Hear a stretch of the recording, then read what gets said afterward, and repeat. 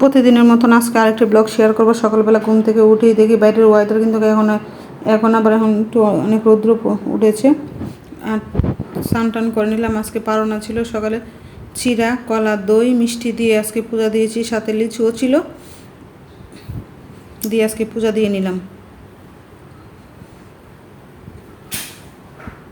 আমি তো প্রত্যেক দিনই স্নান টান করে পূজা টুজা দিয়ে তারপরে রান্না করে আসি। ওই তো নাস্তা বানাই বা কোনো দিন নাস্তা বানাই না। ছেলেকে আজকে মিষ্টি, লাড্ডু মিষ্টি দিয়েছি আর একটা পেটিস দিয়েছি খাওয়ার জন্য, সাথে লিচু দিয়ে দিলাম।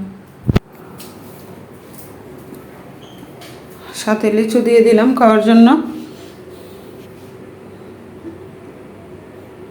আর ওইদিকে আমি ছেলেকে বললাম তুমি রেডি হয়ে যাও, আমি তাড়াতাড়ি পূজা দিয়ে আসছি।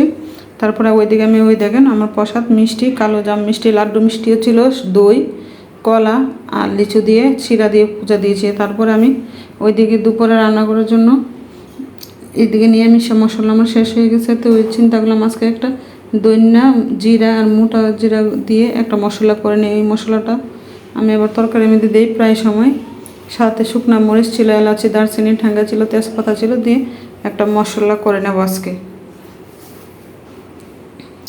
আর দুপুরে এটা ছিল 12টার দিকে, স্কুল থেকে আসার পরে তখন বাজে প্রায় 12টার মতন। সকালে তো খেয়েছি, আজকে আর চা খাওয়া হলো না সকালবেলাতে, চা খেতে অনেক লেট হয়ে গেলো। তো একা একা চা খেতে ভালো লাগে না, মেয়ে বাসায় ছিল না। তো তারপর অনেক লেটে আজকে চা খেলাম, চা খেয়ে রান্না করতে আসলাম। আজকে চাল কুমড়া দিয়ে মুগ ডাল দিয়ে একটা তরকারি রান্না করেছি, আর করলা ভাজি, সাথে বেগুন ভাজিও ছিল, পটল ভাজি ছিল, আর ডাল ছিল।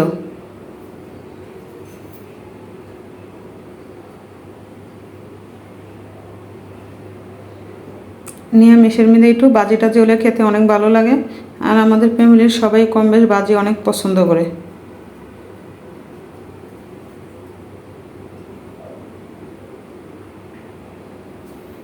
অনেকগুলো পটলও নিয়েছি বাজি করার জন্য।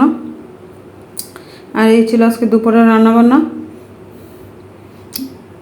আবার বিকালে অনেক কিছু করলাম, বিকালে পাঁপড় ভেজেছিলাম, ডাল রান্না করেছি, আবার আলু ভর্তা বানিয়েছি। আর ওটা ছিল সন্ধ্যার দিকে চা বিস্কিট খেয়ে নিলাম, পেটে দিয়ে চা খেলাম।